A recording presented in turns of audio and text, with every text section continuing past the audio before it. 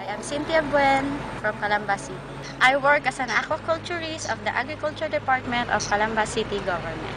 Last 2012, I received a word from the Lord through one of the members of Bethel team.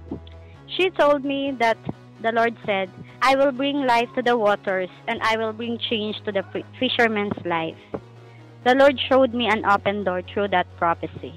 However, living in the promise was not a walk in the park. We experienced massive fish kill in Laguna de Bay, where almost 14,000 metric tons of fish died, and it caused massive loss to the livelihood of the fisher folks. Then there was heavy flooding that lasted for 3 months. But God, it was an amazing God.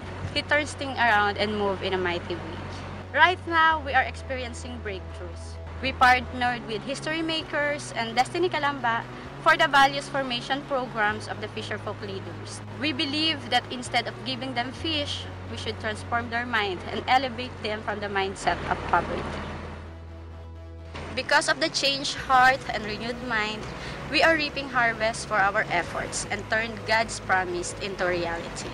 From 400,000 annual budget in 2010, the approved budget for fisheries this year was raised up to 3.6 million.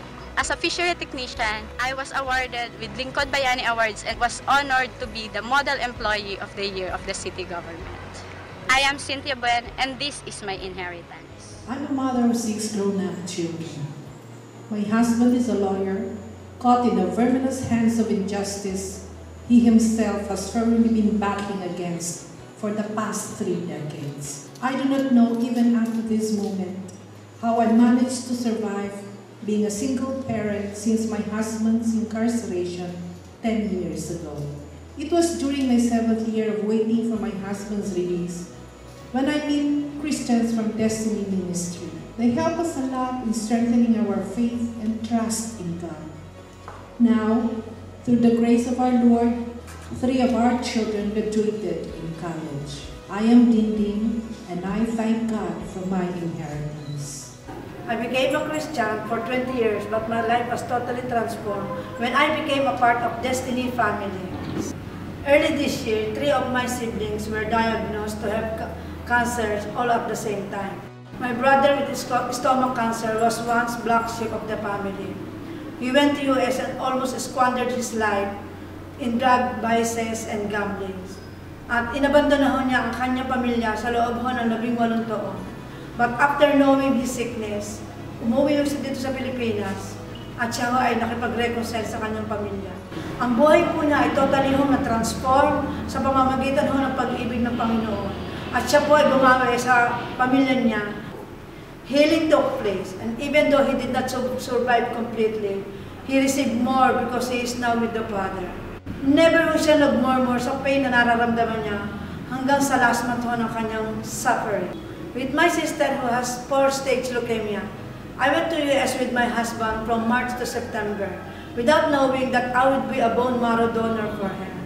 It was a difficult procedure, but by the goodness of the Lord, it was very successful. I could not explain the pain as if my whole body is about to explode. Pero no matter how painful it is, I could feel the joy and the peace of God inside of me, assuring of His love. It's supposed to be a year ang port niya sa kanyang chest. Doon ini-inject ang medicine sa catheter na nasa kanyang port. At according to the Stanford Hospital, it will take 1 year before maalis yung kanyang port sa left chest niya. Praise God. It took only 80 days. At sinabi po ng doktor sa kanya na siya po ay i-release na ng hospital. At bago po ako bumalik sa Pilipinas, sinabi po niya sa akin, LB, ako ay magaling na.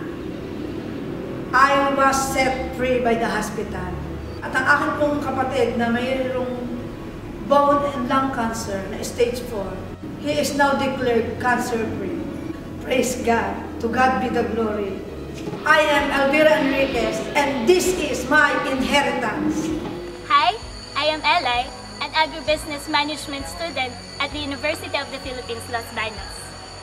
When I was younger, I had lots of doubts, fears, and insecurities about myself. But then I encountered God and discovered my real identity and my potentials. Now, I am involved in leading the student movement of Destiny Ministries International, impacting not just the campus, but the communities around it. I am Eli. We are the students of